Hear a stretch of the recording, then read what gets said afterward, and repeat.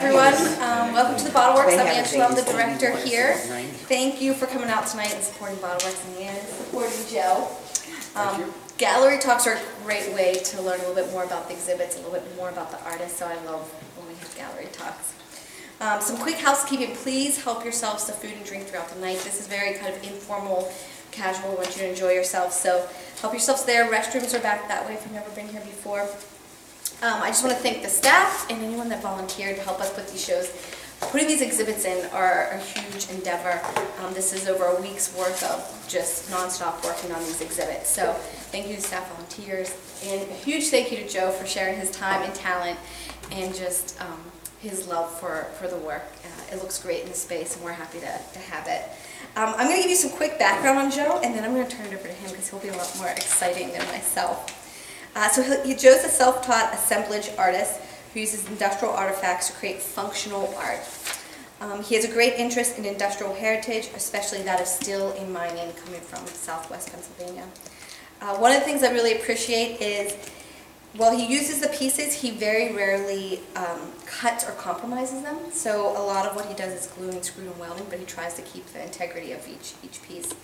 The basis for the majority of his works are the original wood patterns used to mold metal machine castings at the Cambria Iron Works, which later became Bethlehem Steel in Johnstown here. And what I think really makes the show unique is he's found, because of his interest and passion for it, he found all the paperwork that goes along with each piece. And he'll probably tell you a little bit more about that, but he refers to them as their birth certificate, so he can tell you a little bit more about where they were used, what they were used for, which I think is really, really interesting, and we've had some people from the stillness that can pinpoint some things. And just also to put on your radar, in this big room and in our building next door, we also have the Marcella Shell photo documentary project happening. So it's 6 international photographers that documented that. So we have those 2 shows running simultaneously in this building and the building next door. On March 3rd, you'll see on your table we are having a panel discussion regarding Marcella Shell. So that's free and open to the public, and that's just really educational to get some dialogue going about the subject. So with that, I will turn it over to Joe. Thank you. All right. Thank you for coming out on a cold winter night in Pennsylvania. I appreciate it. I want to thank the staff. This is probably as professional and as good as a venue for art that I've seen from New York to DC to Indianapolis. I do shows all over, and this is a great venue and a very professional staff, so I thank you. I'm real happy to be here. So, if you don't mind, I'm going to sit.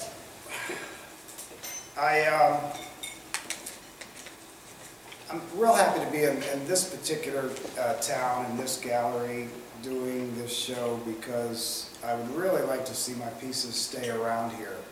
I probably haven't done a show in Johnstown since about 2005 or so. I came to Pittsburgh and Penn State, and I've done shows in New York, Cleveland, all around Ohio, Indianapolis, multiple shows in DC, and since they came from here, I'm happy to see people accept the pieces here and enjoy them and keep them here, because this is part of our heritage. So I make stuff out of old industrial stuff. That's how I started describing what I do to people at shows. And then I was in a show in Harrisburg, and a lady came in, and she was very bubbly, and she came about an hour before the show actually started. And she said, "This is vintage industrial repurposed into sculpture with provenance." And I said, "Well, I like the way that sounds. I'm going to use that." So she said, "I'm going to buy a piece for the governor." And I had just done like 3 shows, and I'd been bouncing around the East Coast, and I said, "Well, Governor." And she said, "Well, Ed Rendell is my husband, and it's Father's Day, so I'm going to buy him a piece." And I was really happy about that. So Midge Rendell was really good. She came to town to pick it up, and she gave me a photo op with the local newspaper, and she posed, and she was really, really good. So I repurpose industrial artifacts into functional sculpture with provenance.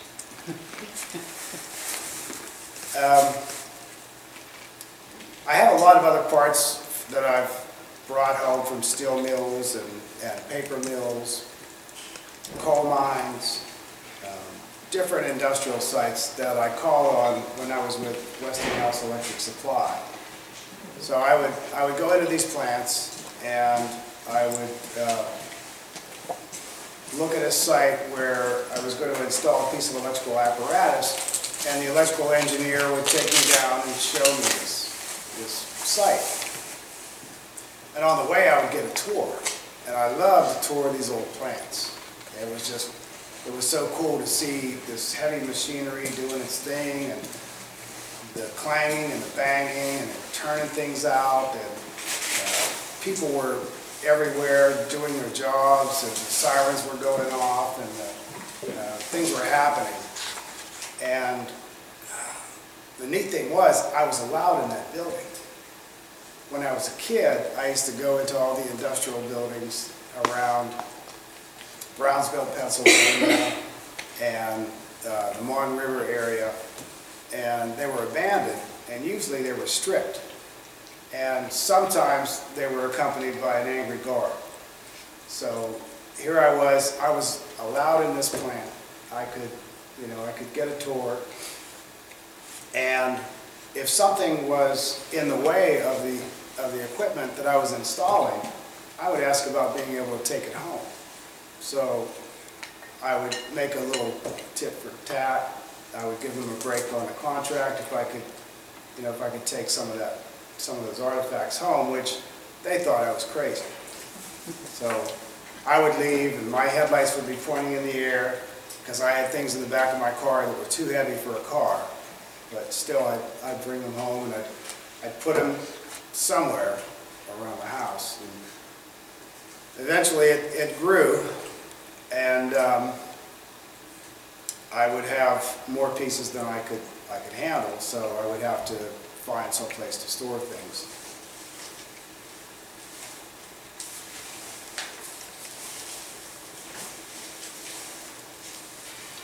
In 1997, Bethlehem decided that they were going to get rid of the pattern storage facility. They were done pretty much in Johnstown, and they wanted to get some of the buildings off the tax rolls, and they started knocking buildings over, and one of the buildings was the pattern storage facility, and it had all of these great old pieces that were the basis for the machinery that they were using in the mills. And some of the people that knew me in Bethlehem and knew that I collected things said, "Joe, they're going to destroy all those pieces. You should go take a look." So I went and talked to Dean Shaver, who was at the time the manager of the mill, and he gave me 1 day to go in and recover what I could before the rec ball came. So I got a pass. We had to get a pass to go through those brick guard shacks that are all over Johnstown. I got a pass, and I was able to go in and out for 1 day. And then something happened to the wrecking ball that I got like a week, maybe a little bit more. Something about sugar in the gas tank. I don't know nothing about that. So I watched as they started to move the equipment in, and they brought in some Spanish-speaking folks who wore these little white paper suits, and they were throwing the patterns out of the third-story building and the second story. They were throwing them out. After a while, originally I was able to go in and pull them off the shelves. And they were throwing them out onto the ground. It was raining and muddy and wet. And I'd pick them up and I'd put them into a 30-foot U-Haul truck that I had rented. And I would take them out of there. And originally I took them home, so they filled up my garage. And then I told my neighbor about it, and he was kind of crazy too, and he said, well, we could put them in my garage. So he pulled his cars out, and I put them in Dale Fry's garage. He was the lead FBI guy at the time. And he was very accommodating. And after a while, I outgrew those two garages. And I kept making trips down to the mill, and they kept letting me in, and I just, I couldn't pass this opportunity up. So I started looking for farmers' barns and any place that I could store them. And I found a fellow who had some land, didn't have any buildings, but he said, you could put them in my field if you want. So I went into the pattern storage, and they had these huge oak 12-foot high shelving units. And I took a chainsaw and I cut them this way. And so I had two of them that were like this tall. Now they were half as tall. And I reassembled them in his field. I laid down plastic, and I stilled them up and put the patterns on them and tarped them. And as the winter winds would blow the tarps off, I'd go back up with a four-wheel drive and I'd retarp them. And so eventually, this fella built some storage facilities. So now my empire is, I have 5 storage facilities, a couple of chicken coops, and some cargo containers, and a few sheds. So I have 11 facilities to store, not just patterns, but mostly patterns, and then all the things that I use to complement the patterns. So I've got storage. So when it comes to repurposing them, people ask me, what's my approach? Basically, I'm a minimalist, so like Angela said, I don't want to destroy them. I think they're of pretty historical significance, so I like them to stay what they are and also become something else. So I try to just use a couple of screws, maybe some welding in some areas, some places. But basically, I want them to be what they were and still become something else. So what I'll do is I'll go out to one of the storage facilities, and I'll open the door, and whatever piece falls on me is the piece that I'm going to work on that day. So I catch it, hopefully, and I take it and I scrape the pigeon crap off of it, and I wash it with the Murphy's oil soap, and then I'll refinish it with the original shellac that was on it 50 or 100 years ago, and put a top coat on it, and then I'll decide what it wants to be. If it wants to be a mirror, a table, or a sculpture, it'll kind of come to me. And then I'll think about what kind of pieces need to go with it. And I'll kind of remember, for instance, I had some faucets from 1976 when I worked for a plumber in Pittsburgh, and they're over in the chicken coop. So I'll go over there and I'll dig those out, and I'll hold it up to it and turn it around a couple of times until it fits. And then if it fits, that's the piece I made. So that's kind of my approach to my art, to how I decide what wants to be what.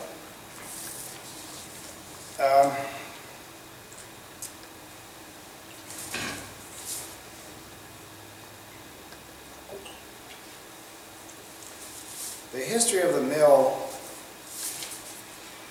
started in Johnstown in 1852 with Cambria iron. And then around 1906, they sold out to a company in Philadelphia, and that company renamed it to Cambria Steel. And then about 10 or 15 years later, it sold to Bethlehem. And then Bethlehem Steel took it and grew it.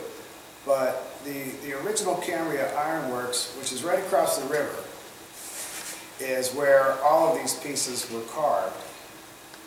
And the people who worked worked in that pattern shop, they were the top of the food chain for wood crafters. They could have been shipbuilders or cabinet makers or anything they wanted, because they were about as good as you get for a wood crafter.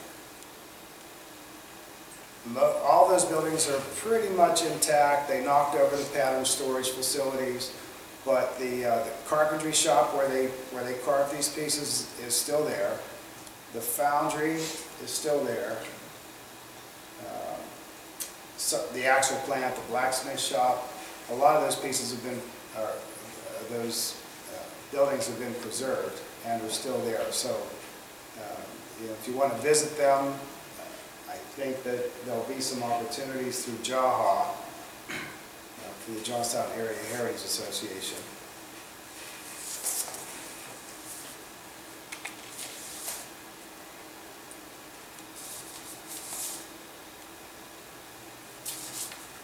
That pretty much concludes my talk. If anybody has any questions, I'd be happy to.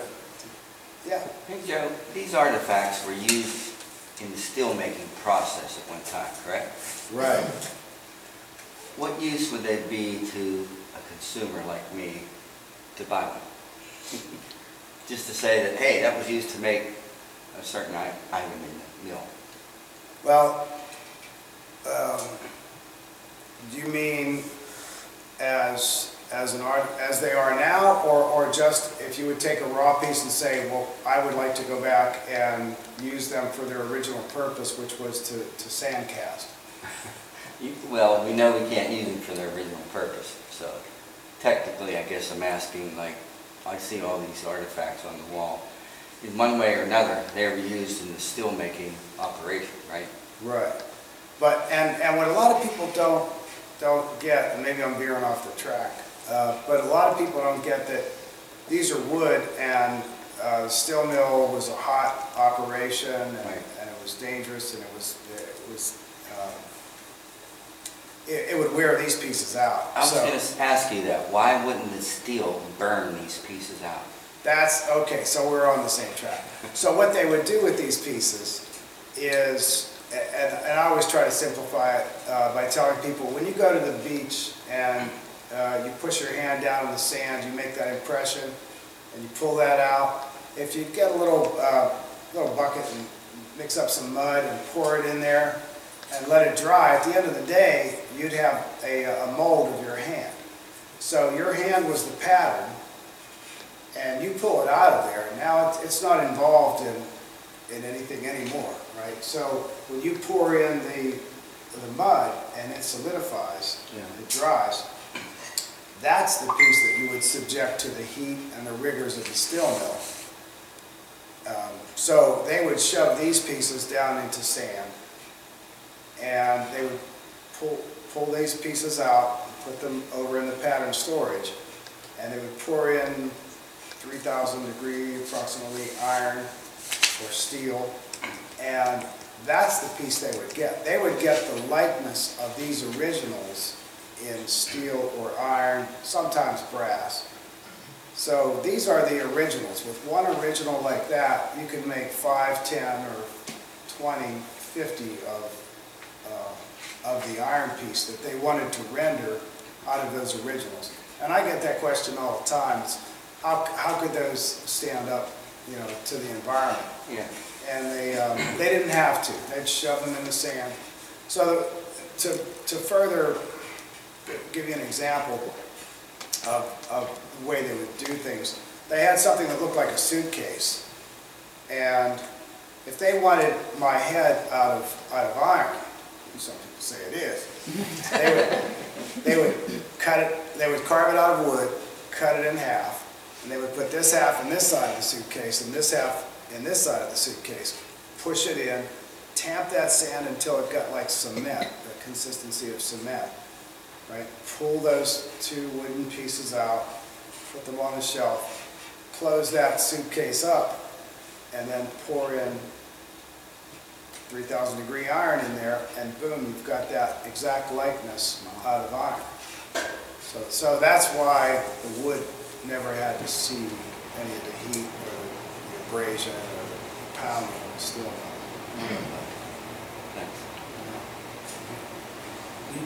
Did you work in a steel mill? Oh, How many years? 36 and a half. Wow. What department? In the metallurgical chemical. In Franklin? So Bethlehem was second in the nation. They grew to the second largest steel mill in the nation. Did you spend any time in the headquarters in Bethlehem? All here in Johnstown? All in Johnstown. Right out of school? I didn't go to school as a French chemist. Really? And became it? I Yeah. just taught right on the job.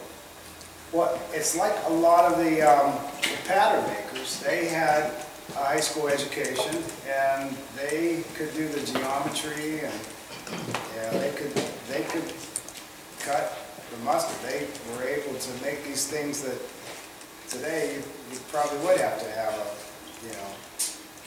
geometry degree and some very higher learning.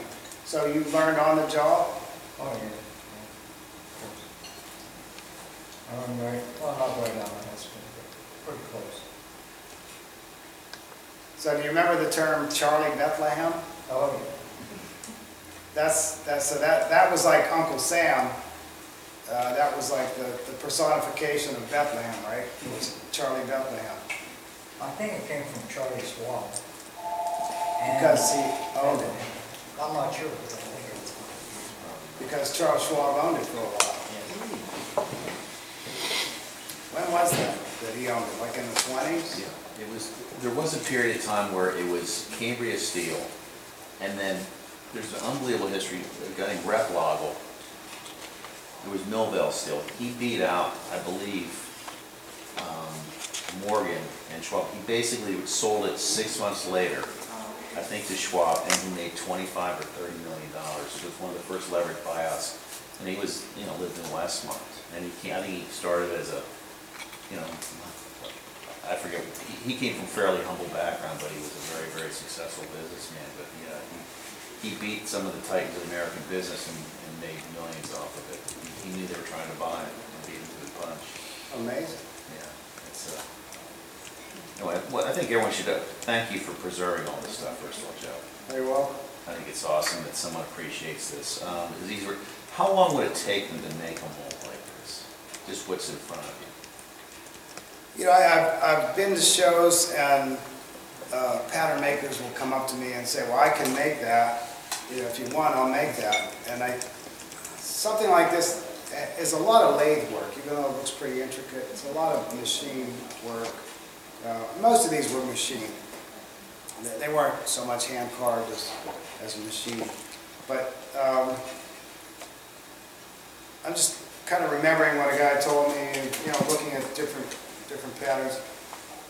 This might take a couple of days and maybe $3,000–4,000. And that's what was so, I don't know, just felt so unbalanced to me that they were throwing these pieces out that were, and one day they were worth thousands of dollars. And then shortly after that, once they became obsolete, they were just tossed. They were just, yeah. And it represents, like I say, that some highly skilled wood crafters to be able to produce these and produce them in the tolerances that they wanted and work out the way they wanted. So yeah, when I can find those guys, I'll ask them, what would this cost? What would that cost? And it's always in the thousands. Very rarely are any of these pieces under $1,000, $2,000, $3,000 to make them if you wanted to use them for their intended purpose and make them in the tolerances that they wanted, they needed to be. So they would give them the drawing, and they'd take it down to the carpentry shop, and they would turn them out. And I had a lot of help from a lot of people. Al Roth was real helpful when I was trying to get things and preserve things. John Schnabel was up in engineering. He showed me how to navigate the records, whereas I didn't know what any of these were for and what they did. Luckily, a lot of them are stamped with what mill they were used in. For instance, there were something from the blast furnace up in Franklin. And they'll say that right on there, and then they say number 1, 2, 3, 4, whatever. And it was John that showed me the paperwork and the records. Did you know John? No? That would allow you to say number 1, 2, 3, 4 was logged in the book on January 3rd, 1941, and it was a bushing used at the Franklin plant on machine number X. And to me, that was almost as important as finding the pieces. Being able to follow back to the day that it was made and think that this was made during wartime, during World War II or World War I. So these were only for pieces that were used in the plant itself. They didn't make pieces for other businesses that wanted things made. Mostly not. Mostly these were used right around here in Johnstown, right in the Franklin or the lower works, or the wire mill. Almost everything that I've found, all the records that I've found, indicate that what you're saying is true. This piece over here, this coffee table, the gear table, it's got a label on it that says it's going down to the Duquesne mill, Duquesne Steel in Pittsburgh on January 30, 1904. So they had capabilities here that they didn't have in Pittsburgh, and vice versa. I'm sure we would trade back and forth. But I've seen pieces that have labels that took them to Jessup Steel in Washington, PA. But primarily they were used here, and primarily they weren't multiple productions, so they weren't making 100 pieces. They would make 1 or 2, and then when that piece broke, they would pull it down from the pattern storage and they could make another one. So these pieces are pine. Some pieces that were meant to be in mass production that might have been made in a mill in Ohio or someplace where they made a lot of train parts and they made multiples of them, would be made from mahogany. I saw mahogany was a very hard wood that was common. So, You just mentioned a little bit about the pine that was there. You had touched a little bit about how fast they wore out. What I'm sure people don't realize is how fast they would wear out with a sand mold. The shape and the integrity wouldn't stay. It would warp, the water would seep, and it was constantly remade. And for you to save some of this wood, you couldn't find, being in a handyman as itself, you couldn't find half the quality wood that is made, these pieces are made of today. If you did, you'd mortgage your house to buy the wood. And that's the truth. I mean, some of the wood that's there are seamless. There's no knots in it, and it's just beautiful, beautiful work. I've talked to some of the old pattern makers, and they called it clear pine, when you could get a tree that was thick back in the day and didn't have limbs coming out of it, because you had this much to deal with, and there were no limbs, so there were no knots. You were dealing with the inner parts of the tree. So yeah, they call it clear pine. It's first growth timber is what it was. First growth, yeah. Hey Joe, I counted at least 6 mirrors in your booklet. Why would they make mirrors in the mill? They were pretty. Those guys were good looking.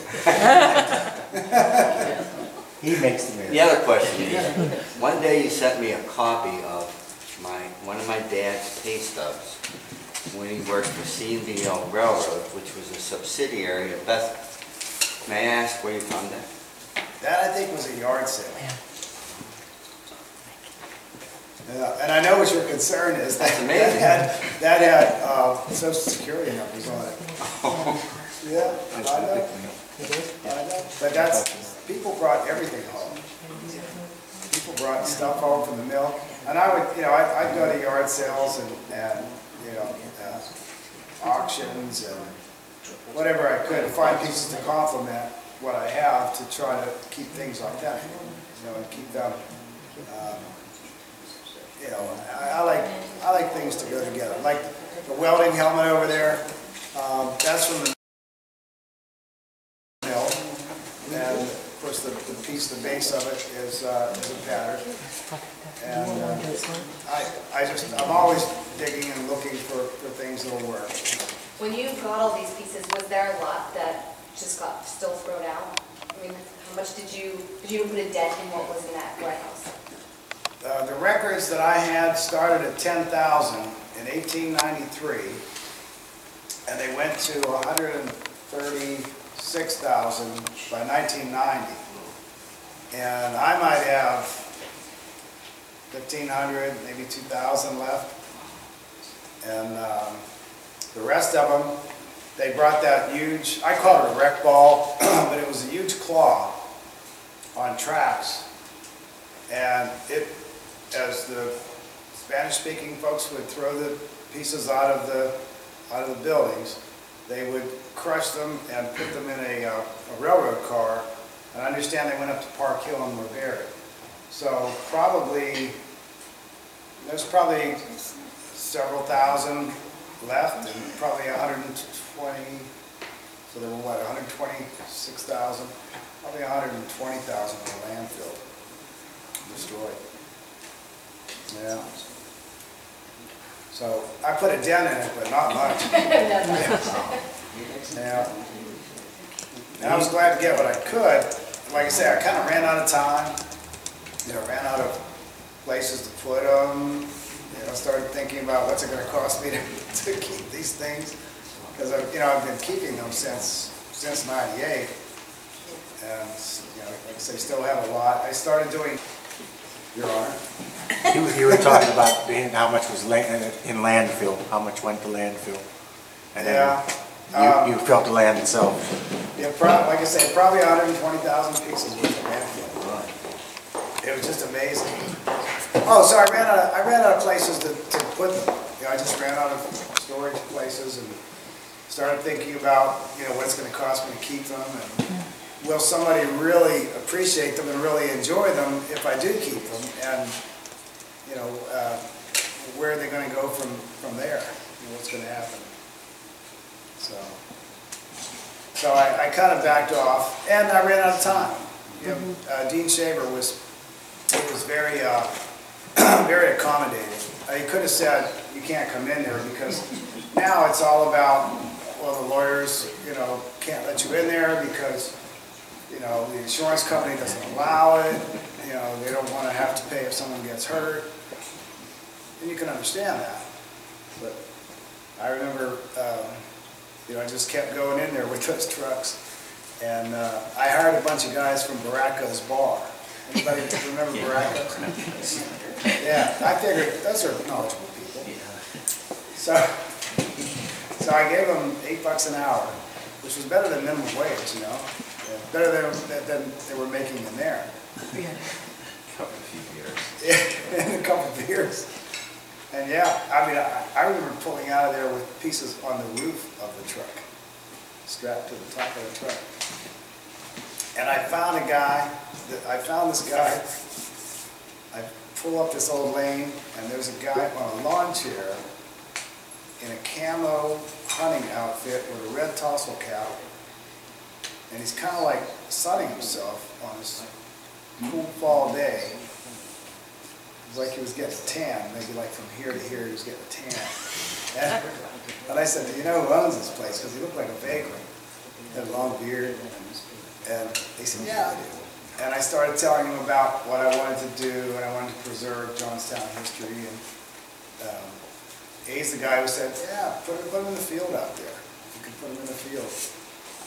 And then later he built a garage. But turned out he was one of the guys that gave the tests to the people who wanted to be a pattern maker. And a lot of the people that applied couldn't make it because they just couldn't pass the math skills. You need a lot of math. And so I could kind of see why he humored me, because, I mean, I knocked on a lot of doors where people said, you're not putting that pigeon-laden crap in my barn or my, you know, my storage facility. They just didn't want to see it, you know. I thought it was, I would leave and it would be worthless and it would be a fire trap for them. So, Kristen, did you know what you were going to do with it when you got it all? Or did you think you were just going to like preserve it? Or did you have the idea that you were going to create art from it? I had the idea that they could be repurposed. You know, now we call it repurposed. I thought I was just going to make stuff out of old stuff. And, you know, that, like in '97, I don't think repurposed was a term. But now it's, you know, now it's pretty popular. And, I'm getting pretty good acceptance. And I don't know if you saw this point. There's a piece that I wish I had back. I sold that in Ohio like in 2006 or something. But I'll do shows, and I'm lucky to get awards at places like Penn State. You know, that's a pretty tough show to get into. I do all jewelry art shows, and I think a lot of it is the fact that, you know, it's the stuff that I'm starting with. You know, it's historic, it's well done, it's artistry by itself. So I knew they were, you know, I knew they had a worth to them. I just had to, and I kind of had an idea that that's what I would do with it, that I would transform them into pieces that people could use. Because a lot of times people don't want to, they don't want a piece of history, they want something they can use. Especially, like I did the Pier 94 show in New York last year, and they want something that is, they're going to put in that little studio apartment that they can, you know, use for it, that has some function to it. So, and a lot of these pieces are larger. I wouldn't take these to New York. They need pieces like the welder helmet lamp over there. They can't handle like that mirror, that large mirror over on the end, or especially the gear table. One thing about gears, I had a fella in today asking about, you know, if I had another piece like that gear table. And the thing about gears, they're very rare because in the wood pattern form, because what they learned later on was you could take a smooth wheel and press a gear ring, a tooth ring over it, and now it was a much more economical situation. So, because if you had a gear with teeth on it, and it was all one piece, once it was metal and it was in that machine, and you chipped a couple of teeth, now you got to pull that whole wheel off and replace the entire wheel. So what they decided they would do was take a smooth circumference wheel, and then take a ring like a wedding band with teeth on it, and they would heat it, it would expand, and they could put it down over that smooth circumference and let it cool and become part of that wheel. Now it's a gear. So now, when the machine stripped a couple of teeth, you would heat that ring again, and you would pull it off and reset another ring on it. So to find a piece like that, that's very rare. Around, you know, probably early 20th century, they changed from making them with the teeth already in them to making smooth pieces. So you'll see some of my tables here that have a smooth circumference to them, and the writing on it will say gear, and you'll think that's not a gear because it doesn't have teeth on it. It just hasn't had its teeth ring pressed on it yet. Quick question for you. You said when you refinish them, you re-shellac them. In your research, did you find that the mills used a certain torque type of shellac, or did you just use those like the Home Depot black shellac valve? They told me shellac, so I shellacked them, and shellac brings out the wood grain nicely. Right. And then I seal them with a polyurethane. Right. But if you go with a polyurethane first, it just doesn't pop the same. The reason I leave just shellac on it, and you go into changing humidities and changing temperatures, it'll blush, turn like a foggy color, which we experienced even here. I brought them in from the cold and brought them into a warm environment. They like a can of Coke or a beer bottle, it'll draw the moisture, and it caused them to become foggy, even though I had sealed it. The reason I was saying that is because, Oops, sorry. being that it's such a specialty type situation, they made each piece individually. Did they take the time to research, which probably they did, have a shellac person saying, well, this much chemical goes for this to make the shellac, or did you look into that at all? As saying, almost in a sense where you have to be an alchemist to make the shellac, or are you just using the common shellac that's out on the shelves today? I don't know. I think it was just common, and it was just enough shellac so that the sand wouldn't stick to the wood and wouldn't get into the grains. And then that brings up an important point. If you notice, these are all pretty much, except for the black paint, they're all natural wood and clear. And sometimes you'll find a pattern and it'll be painted green, mostly black and yellow, and sometimes green. When they would dip these down into the sand, when they would push them in the sand and pull them out, the sand wouldn't stick to them with that shellac, and it was, it released really easily, and everything was good. You didn't have the sand shifting or moving, or trying to follow the piece up out of the sand. They would tamp the sand before they pull it out, and they used to have to wait like 24 hours until the sand solidified, so that when you poured the iron in, it didn't make the sand shift and become distorted.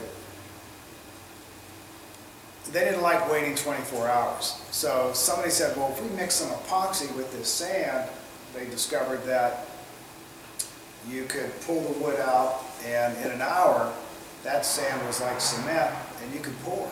So it was a lot faster. But the shellac would stick to the epoxy, and so you'd get a distorted mold. So what they figured out was if you painted it with this certain type of paint, it would release from that sand and the epoxy and not pulled along with it. So when they changed, which was later on during the 20th century, when they changed, any of the patterns that you find that are painted, they're newer, and it's that newer process. And Bethlehem stuck with this older process. I didn't see any of these painted with those, and they're kind of a flat, ugly color. It's not a real cool look. I like the wood look that these have. They stayed with. Oh, and the black represents a void in the casting.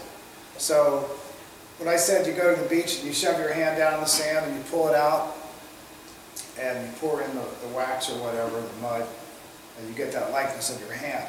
Now if you wanted a hole through your hand in the mold that you brought up out of there from the mud, if you wanted a hole in that hand, you would take the original, let's say my hand was wood, and I would put a little plug right there.